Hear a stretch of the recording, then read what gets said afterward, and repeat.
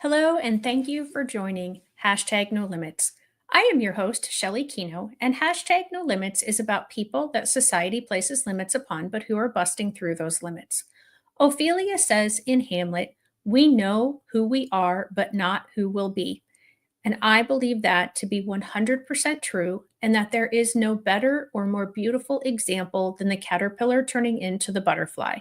The caterpillar literally dissolves into its cells, and then, just when it thinks its life is over, it reforms into the butterfly. But it's not finished struggling. It has to struggle in order for its wings to be strong enough to take it everywhere it's going to go when it comes soaring out of that cocoon. That can't be easy, but neither is busting through the limits that society places upon us. And today, my guest, Sean, I'm going to bring him on in just a minute, has a fabulous story to share with us about his life. But before we bring him on, I do want to remind you that this is episode 199. So next week, April the 1st, 2025, will be my 200th episode. And I'm so grateful and thankful to all of my guests for helping me get here. And I'm going to celebrate with you, the audience, by giving away Cardinal baseball tickets, Holiday World, Splash and Safari in Santa Claus, Indiana, passes, day passes. I've got jewelry. I'll probably have one of my books to give away. So please make sure that you like and subscribe to this channel so that you don't miss the notification. Make sure you click the bell to get the notifications as well, because you want to join me next week, April 1st, 2025. It's not an April Fool's joke. It's really going to happen. And I want to make sure that you get a chance to win some of those fabulous prizes. And to hear Merle K. Evans as my guest next week, to hear her story as well. So enough about me. And next week, let's go ahead and bring Sean on. Hi, Sean. Welcome. Hi, Shelley. It's wonderful to see you. I appreciate all that you do, and I'm excited to be on your show. It's a great honor. Well, thank you very much. I'm happy to talk with you today. And we do have Fran joining us from Southern Illinois. Thank you, Fran. I forgot to mention that. Fran is a regular attendee, and she did remember to put a hashtag live and to tell me where she's from. So follow that lead. And if you're watching in the replay, do a hashtag replay and where you're from. So, Sean, I mentioned in the introduction that you have a wonderful story to tell. So I will just let you jump right into that story if that's okay with you. That sounds like an excellent plan. Okay.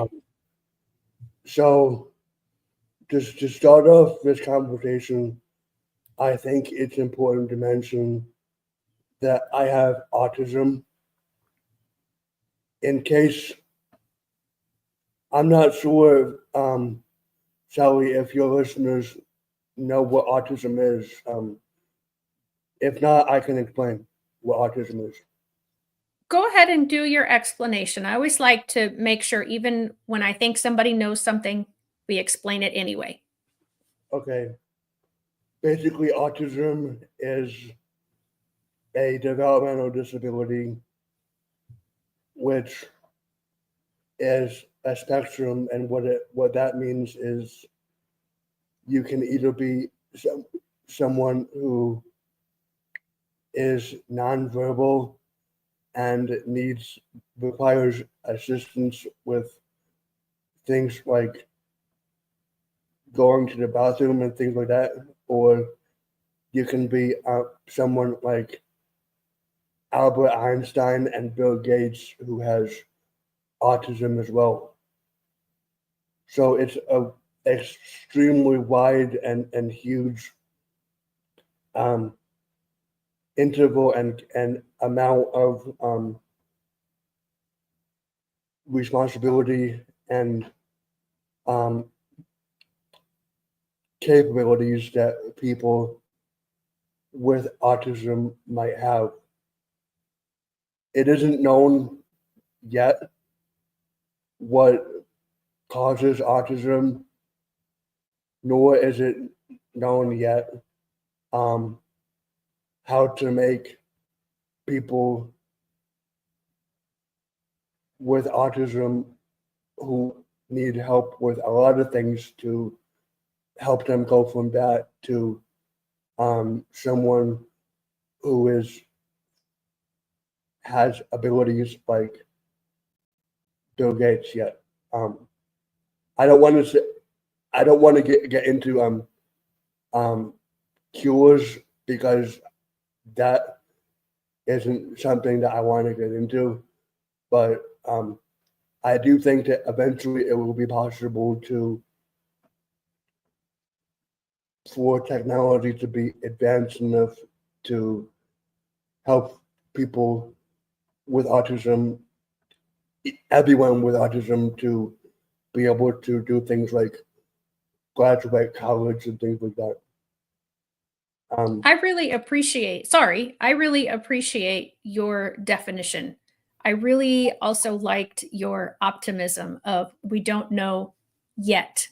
We haven't found yet. And so I love that. And I also am happy that you mentioned Bill Gates and Albert Einstein, because I sometimes think our society looks at some people with autism and thinks that they are not going to have a successful life. Yeah. And I don't know anybody that would say Bill Gates or Albert Einstein are not successful. I don't know. And I feel like that whenever I get depressed over my super ability, I think of people like Bill Gates, and I think of Temple Grandin. Another great one. Yeah. And that almost always is the trick to getting me out of my anxiety and depression. Yeah. Temple Grandin was a guest on #NoLimits almost 2 years ago. Wow. And yeah, she is an amazing person and a real trailblazer, because she was one of the first people to be publicly known as having autism. How did you manage to get her on the show? That's pretty amazing. Or is it a trade secret? That's a trade secret. I can't share it on air. I'll share it after we're finished. Is it something that you told me? If you told me, you would have to you know what I mean? No, it's not that bad. It's not that much of a secret. Cool. Good. Yeah. But yeah, I will tell you afterwards. But yeah, I'm not going to broadcast it out loud. So yeah. So getting back to what my story is, I was born on the opposite end of the autism spectrum of what I am now, and how I think that what helped me get on the more independent and higher level of autism was the fact that I didn't have a easy life growing up. And what I mean by that is I used to go, my parents, as well as at the time, the school district, which before, years ago, I lived in New Jersey. Okay. And while I was living in New Jersey, the school district recommended that I go to a boarding school. And while I was at multiple boarding schools, each boarding school got worse and worse for me. And what I mean by that is the students and staff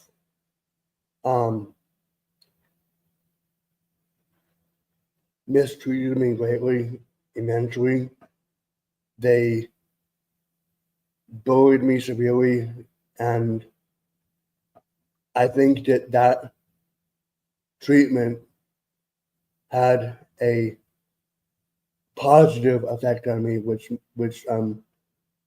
helped me go from not being able to do a lot of things and not even having a lot of help to do a lot of things, to being able to do like bathing and things like that on my own. When I was at the boarding schools, no one would help me with anything. Oh, wow. When I was at the boarding schools, I wasn't provided 3 meals a day. One school in particular, I was forced to sleep outside on the concrete with no Oh my covers, gosh. and no pillow. And so that story in particular is what I would like to write a book about eventually. I feel like that it's important for parents to not make an assumption that boarding schools are safe. I Right. feel like it's important for parents to not make an assumption that summer camps are safe. Because when I went to a summer camp, a couple of the campers almost drowned me. And so those are the stories that I want to write a book about and share with parents and caregivers and day programs and group homes, etc. Because I feel like it's important just to raise awareness that things like that can happen. And I feel like that if knowledge is spread about these things, then that way parents and so on will that the support team in general for people not just with autism but and not just with disabilities but people kids and teens in general, the support team will be able to vet the data, vet the group homes. They'll be able to interview the group, the summer camps. They'll be able to do the due diligence before they send their kids to summer camps and so on. It's unfortunate, but that's the world we live in right now. Yeah, I am so sorry that you were treated so poorly as a Yeah. child and as a teenager and as a young adult. I am happy to have you here today and to be able to share that story or those stories, I guess. I do think that it is a big concern for parents that when they send their child who is neurodivergent off to a boarding school or to a summer camp or to a day program, what is going to happen? I've actually had parents tell me that is a, a big concern because I don't know about then, but now you're verbal. At that time, were you able to share with your parents? Yeah, and I think for, if not all parents, a huge majority of the parents whose child is nonverbal, that is probably one of their biggest concerns, is that something One will happen and the child won't be able to tell them. one thing that I recently read a news article about. I don't remember what the source was, but I remember that in a elderly care facility, a family secretly placed a camera in one of the um, loved one's room, and the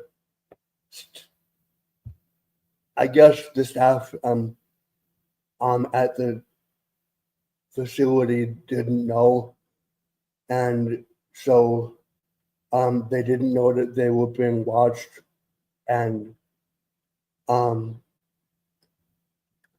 the reason why the family did this is because the staff, the family believed that the staff was stealing from the elderly person, and so they didn't want to.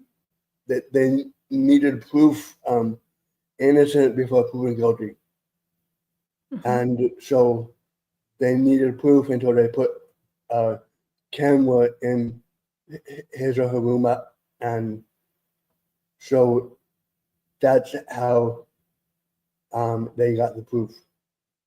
Unfortunately, it isn't that simple. If you send your kids, your kids to a boarding school or a summer camp, but Right. um, so, but I do believe that for every problem there is a solution. Um, and so, yeah, Yeah. And Fran said that, yes, it's a constant fear and that she has to trust the Lord to protect her child. yeah. Um, Thank you, and Brian, for that comment. Thank you so much. yeah, absolutely. So you said that you are not the same person now that you were then, and that you felt that some of that mistreatment of you actually helped you to be this person that you are today. Can you explain that a little bit more? Yes. Um, what I mean by that is it made me go from um, quotation symbols well functioning to being able to have my own nonprofit to being able to serve on disability boards and um, a whole bunch of other things as well. Yeah. That's fantastic. So, let's talk a little bit about your nonprofit. And I'm going to, I've got it here somewhere, put the address up on the screen. So it is donatestock.com / I no autism foundation. So, can you tell us about that? Yes. So uh, basically, what donatesstock.com / I know autism foundation is, and that's just one of my websites that I have. I have other websites as well, but what this one in particular is it gives people the option to exactly what it said, what its title is, donate stock. So donate shares, donate from the stock market and things like that. So if people have stocks in, like, let's say Microsoft, they'll be able to, if they want to, and if they're interested, they'll be able to donate some of that stock to my nonprofit. And I believe, if I'm not mistaken,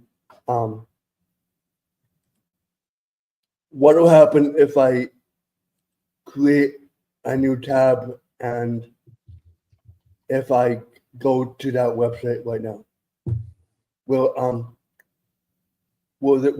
they be able to, will the viewers be able to see it or not? Yeah, I should be able to, if you you have a present button down below where we Okay. are. Yeah. If you click on that, you should be able to present. All right.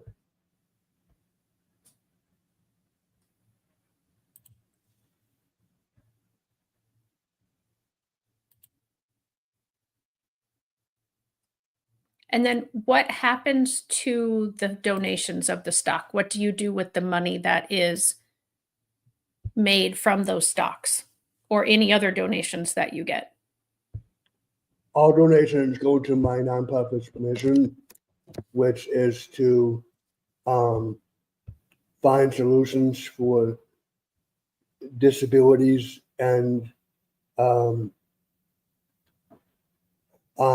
things like suicide, disabilities, and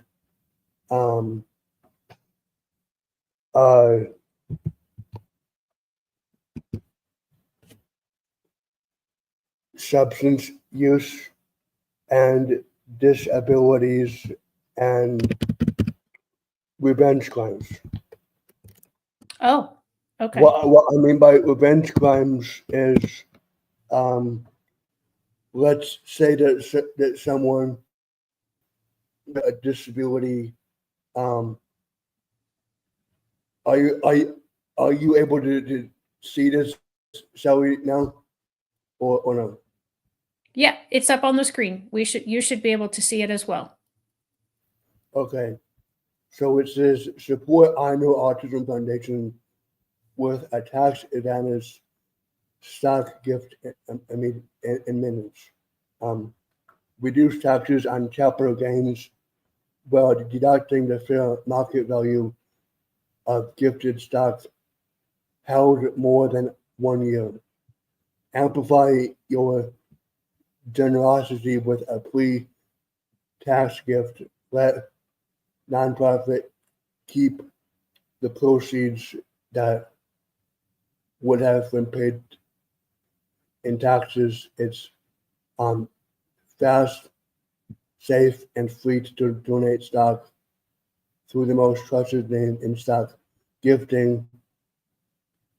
Capital gains tax and NII tax rates range, from 18.8% to 37.1%, depending on your income and locality. Perfect. Yeah, All right. Are you finished sharing your screen? I am. Okay. So I'm going to take it off of there and put us back up here. Okay, there we go. Thank you for sharing that and for explaining. So I think you started to mention what a revenge crime is, but then I got sidetracked with pulling up the website. So let's say that someone with a disability and or mental health challenge is bullied in, like, school or something like that. I'm sure that you've heard of all the tragedies in schools, the school shootings. Yeah. it's my belief that one of the major causes for that is bullying. Mm. And so I believe that if we can reduce and end bullying, then we'll also be able to reduce and those terrible things that happen. Maybe I'm wrong. I think there's probably a lot of truth in that statement. I don't have any statistics myself, but I am in agreement with you that a lot of times the kids that do these things have not felt heard, have not felt seen, Yeah. and they're trying to make a point. But again, that is just like yours, just my opinion. I have no factual basis to back that up. I'm sure there's a lot of other things going on as well. To make matters worse about that, bullying is not against the law.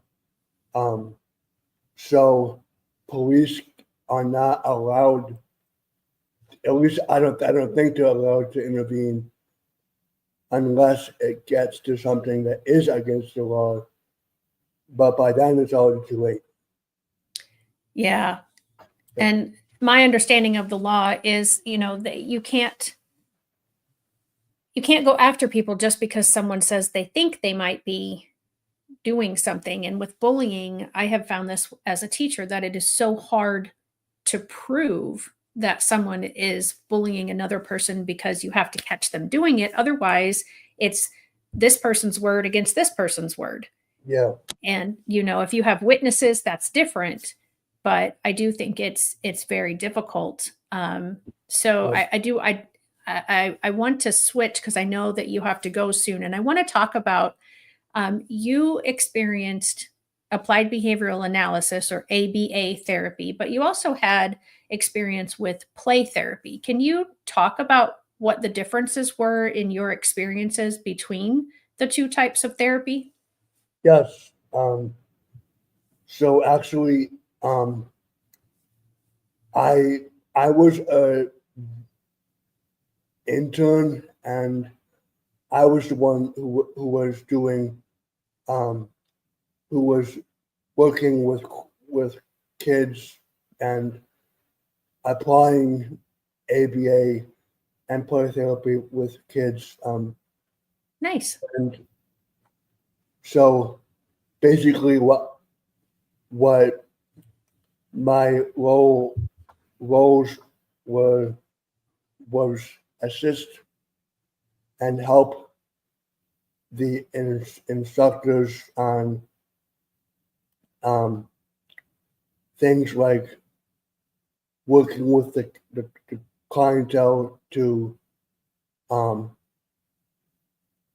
improve turn taking with board games, not taking turns when it isn't your own turn,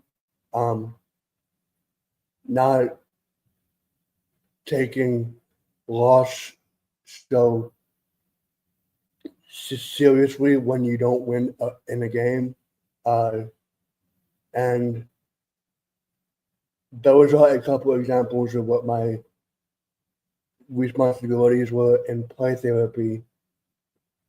What my responsibilities were in ABA therapy when I was a volunteer / intern at different programs was I worked on IEPs. I worked on things like tactics to reduce things like I have to use the restroom when they went 5 minutes ago. Things like that. Okay. Did you see more progress with your clients in one therapy versus the other, or was it about the same? I guess you were kind of working on different skills, so maybe it's not easy to compare.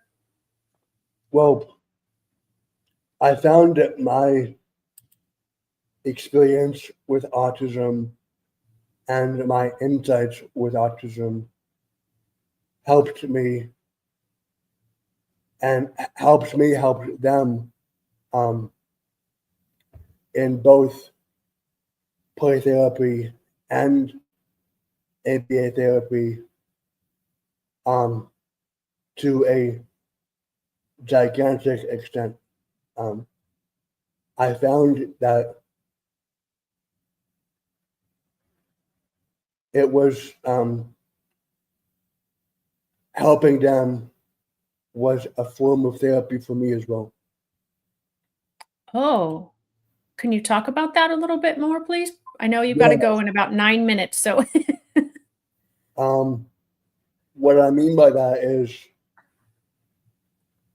most people think that a lot of people think that the only form of therapy is talking to an actual therapist, but I don't Mhm. believe that. What I think of therapy is, I would define therapy as things like talking to a therapist, but there's also music therapy. Um, there's arts and crafts therapy. You can use animals as a form of therapy. Um, Mhm. Therapy is, when I think of therapy, I kind of think of like a tree trunk, and there's different kinds of therapy, and the different therapy kinds of therapy represent the tree branches, and the leaves represent the clients who need therapy, I think. Does that make sense? It does, and that's a beautiful picture to think of. I really I like that picture. Yeah. Thank you. Yep. Well, like I said, I know that you have to leave me here in just a few minutes, and so normally when there's just this little bit of time left in the show, I offer the guest the opportunity if we haven't covered something that you wanted to cover today.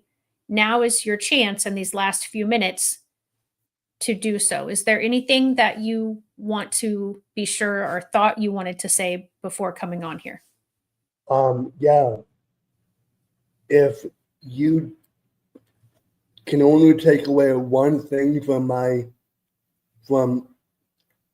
my interview today, there was one thing that I would like you to take away from this interview, which is um,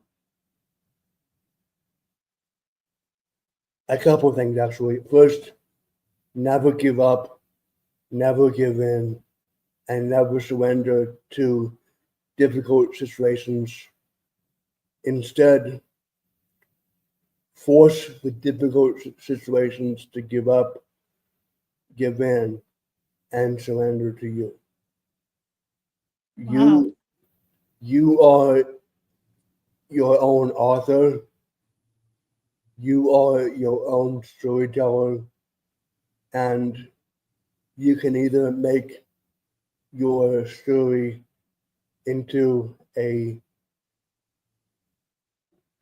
bestseller, or you can make your story a average story. Um, I think it depends on you.